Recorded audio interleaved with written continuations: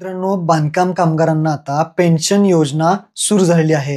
हो, तुम्ही खरं ऐकताय. आता बांधकाम कामगारांना प्रत्येक वर्षी 12,000 रुपये पेन्शन दिली जाणार आहे. या संदर्भातला जी.आर. आज प्रसिद्ध करण्यात आलेला आहे आणि सगळ्यात महत्त्वाचं, यासाठी अर्ज करायचा आहे. अर्ज कुठे मिळेल, अर्ज कुठे करायचा, कोणकोणते बांधकाम कामगार यासाठी पात्र आहेत, कोणकोणती कागदपत्रे तुम्हाला जमा करायची आहेत आणि त्यासोबत या योजनेच्या अटी आणि शर्ती काय आहेत या व्हिडिओमध्ये थोडक्यात जाणून घेणार आहे.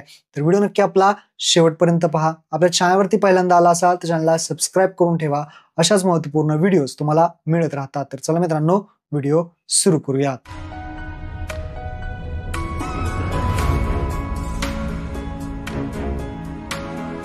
तर मित्रांनो, तुम्ही पाहू शकता, महाराष्ट्र इमारत व इतर बांधकाम कामगार कल्याणकारी मंडळ मुंबई अंतर्गत नोंदणीत बांधकाम कामगारांना लागू करण्यात आलेल्या निवृत्ती वेतन योजनेची सविस्तर अशी कार्यपद्धती म्हणजेच एसओपी विहित करण्याबाबतचा हा 19 जून 2025चा जी.आर. आहे. काय महत्त्वपूर्ण माहिती दिली आहे जी.आर. मध्ये ते समजून घेऊयात. तर इथे पाहू शकता की कामगारांना जी निवृत्ती वेतन देणार आहे अशी तरतूद यामध्ये आहे अगोदरपासूनच, आणि त्यामुळे हा जो काही निर्णय आहे तो आता घेण्यात आलेला आहे. काय शासन निर्णय आहे ते समजून घ्या. तर शासन निर्णय पहा. महाराष्ट्र इमारत व इतर बांधकाम कामगार कल्याणकारी मंडळ मुंबई अंतर्गत नोंदणीत बांधकाम कामगारांनी त्यांच्या वयाची 60 वर्ष पूर्ण झाल्यानंतर लागू करण्यात आलेल्या निवृत्ती वेतन योजनेच्या सविस्तर कार्यपद्धतीत या शासनाद्वारे निर्णयाद्वारे मान्यता देण्यात येत आहे आणि त्या अनुसरून मंडळांतर्गत नोंदणीत बांधकाम कामगारांना लागू करण्यात आलेल्या निवृत्ती वेतन योजनेची सविस्तर अशी कार्यपद्धती पुढील प्रमाणे जे आहे ते देण्यात आलेले आहे. आता यामध्ये जे काही बांधकाम कामगार आहेत, कोणते कामगार पात्र राहणार आहेत त्या संदर्भातली माहिती सर्वात पहिल्यांदा आपण पाहूयात. कोणते कामगार पात्र आहेत, तर वयाचे 60 वर्ष पूर्ण केलेली पाहिजेत, म्हणजेच वयाचं 60 वर्ष तुमचं पूर्ण पाहिजे आणि सगळ्यात महत्त्वाचं, मंडळाकडे सलग किमान 10 वर्ष नोंदणीत पाहिजे तुम्ही. म्हणजेच बांधकाम कामगारांचे कमीत कमी 10 वर्ष तुम्ही बांधकाम कामगारांकडे नोंदणीत पाहिजे, नोंदणी केलेली पाहिजे 10 वर्ष कमीत कमी. असे सर्व बांधकाम कामगार सदर योजनेअंतर्गत पात्र राहणार आहेत. ही गोष्ट लक्षात ठेवा. म्हणजे 10 वर्ष तुम्ही कमीत कमी बांधकाम कामगारात नोंदणी पाहिजे आणि 60 वर्ष वयाची पूर्ण पाहिजेत. असे हे कुटुंबातील त्यांच्या पती असेल पत्नी असेल दोघेही बांधकाम कामगार यासाठी स्वतंत्रपणे पात्र राहतील. जर दोघांनी काम केलं असेल सतत 10 वर्ष तर दोघांनाही इथे पेन्शन मिळणार आहे. त्यानंतर दुसरा पॉइंट पहा. पती पत्नींच्या मृत्यूनंतर संबंधित बांधकाम कामगाराचे पती पत्नी निवृत्ती वेतनाकरता पात्र राहतील. तथापि पती पत्नी सदर योजनेअंतर्गत निवृत्ती वेतन मिळत असेल तर संबंधित दुबार निवृत्ती वेतनाचा लाभ मिळणार नाही. म्हणजे अगोदर जर पेन्शन मिळत असेल पती किंवा पत्नीला या कामगार योजनेअंतर्गत तर त्यांना लाभ मिळणार नाही असं सांगितलं.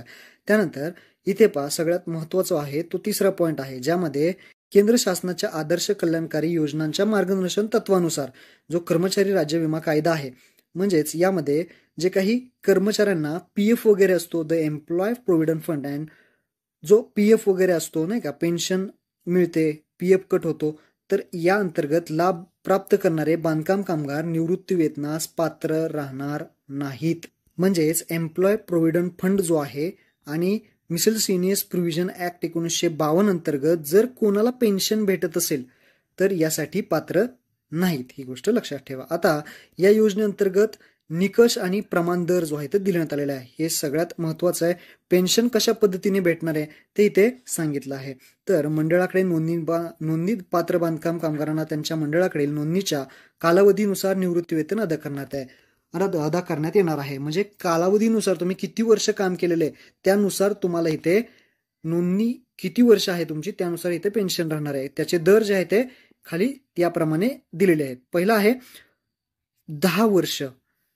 तुमची जी काही बांधकाम कामगारात नोंदणी आहे ती 10 वर्ष जर असेल तर तुम्हाला दरवर्षी किती मिळेल? 6,000 रुपये पेन्शन मिळेल.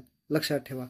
त्यानंतर 2 नंबर, 15 वर्ष सलग जर तुम्ही मंडळाकडे नोंदणीकृत असेल बांधकाम कामगाराकडे तर 9,000 रुपये तुम्हाला प्रत्येक वर्षी मिळतील. आणि तिसरं, जर सलग तुम्ही 20 वर्ष बांधकाम कामगाराकडे नोंदणी तुमची असेल तर 100% म्हणजेच 12,000 रुपये प्रत्येक वर्षाला जे काही तुम्हाला मिळणार आहे. अशा पद्धतीची ही पेन्शन राहणार आहे. आता यामध्ये जर पाहिलं, तुम्ही म्हणाल की यासाठी अर्ज वगैरे कसा करायचा, तर ही मंजूर करण्याची कार्यपद्धती आहे. महाBOCW.in यावरती जो काही अर्जाचा नमुना आहे तो भेटणार आहे. आणि या व्हिडिओमध्ये सुद्धा मी तुम्हाला डिस्क्रिप्शनमध्ये तुम्हाला अर्जाचा नमुना दिलेला आहे. अर्जाचा नमुना तुम्ही डाउनलोड करून घेऊ शकता. जो अर्ज तुम्हाला मी डिस्क्रिप्शनमध्ये दिलेला आहे तो सदरचा अर्ज भरून पात्र नोंदणी बांधकाम कामगाराने त्यांचे आधार कार्डच्या ज्या जिल्ह्यामध्ये आहे त्या जिल्ह्यामध्ये बांधकाम कामगार सुविधा केंद्रामध्ये म्हणजे WFC प्रभारी कामगार आयुक्त जे केंद्र आहेत त्यांच्याकडे जमा करायचा आहे. तर डिस्क्रिप्शनमध्ये तुम्हाला मी अर्ज दिलेला आहे तो अर्ज डाउनलोड करून घ्या आणि त्यानंतर जो अर्ज आहे तो तुम्हाला पूर्णपणे भरायचा आहे आणि तुम्ही पात्र असाल तर WFC काम विभागाकडे तुम्हाला जमा करायचा आहे. जो अर्ज तुम्ही भरून देणार आहे त्या अर्जासोबत तुम्हाला काय काय कागदपत्रे जोडायची आहेत ते पहा. अर्ज भरायचा आहे, अर्ज तुम्ही डाउनलोड करून घ्या, त्यानंतर कागदपत्रे पहा. सगळ्यात पहिलं पत्त्याचा पुरावा म्हणजे तुम्हाला इथे आधार कार्ड द्यायचं आहे. त्यानंतर दुसरं आहे ते म्हणजे जन्मतारखेचा पुरावा. जन्मतारखेच्या पुराव्यामध्ये तुम्ही काय देऊ शकता, जन्म दाखला किंवा शाळा सोडल्याचा दाखला इथे देऊ शकता. त्यानंतर तिसरं कागदपत्र बँक खात्याचे पासबुक जे आहे त्याची साक्षरती प्रत म्हणजे झेरॉक्स तुम्हाला द्यायची आहे. कागदपत्रे जोडून जो काही अर्ज आहे तो तुम्हाला जमा करायचा आहे. त्यानंतर जिल्हा कामगार सुविधा जे केंद्र आहे WFC ऑफिस आहे तिथे तुमचं कागदपत्राची छाननी केली जाईल आणि त्यानुसार तुम्हाला जे काही पात्र आहे ते इथे केलं जाणार आहे. त्यानुसार ही कार्यपद्धती देण्यात आलेली आहे.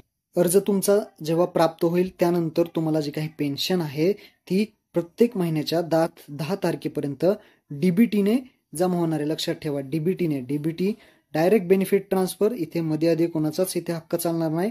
DBT in cash. DBT मध्ये आधार कार्डला जी बँक लिंक असेल त्या खात्यामध्ये तुमचे पैसे जमा होतील. तर अशा प्रकारची ही योजना आहे. सगळी माहिती दिलेली आहे तुम्हाला. यामध्ये अर्ज आहे, हा अर्ज सुद्धा तुम्हाला डिस्क्रिप्शनमध्ये दिलेले आहे. याची प्रिंट काढायची आहे. त्यानंतर बांधकाम कामगाराचं नाव असेल, बांधकाम नोंदणी क्रमांक असेल, प्रकारची माहिती तुमची सर्व भरायची आहे. नूतनीकरण कधी केलं आहे, त्याचा कालावधी किती केलेला आहे, तुमचा जिल्हा कुठे काम केलं आहे ते, बँकेचा तपशील वगैरे सगळी माहिती तुम्हाला जे आहे ते भरायची आहे. आणि त्यानंतर शिफारस प्रमाणपत्र आहे ते इथे आहे. सगळ्याची प्रिंट तुम्हाला काढायची आहे आणि हा फॉर्म तुम्हाला जमा करायचा आहे WFC ऑफिसमध्ये. तर अशा पद्धतीने ही योजना आहे. महत्त्वपूर्ण हा व्हिडिओ होता. सर्व बांधकाम कामगारांना शेअर करायला विसरू नका. धन्यवाद. जय हिंद, जय महाराष्ट्र.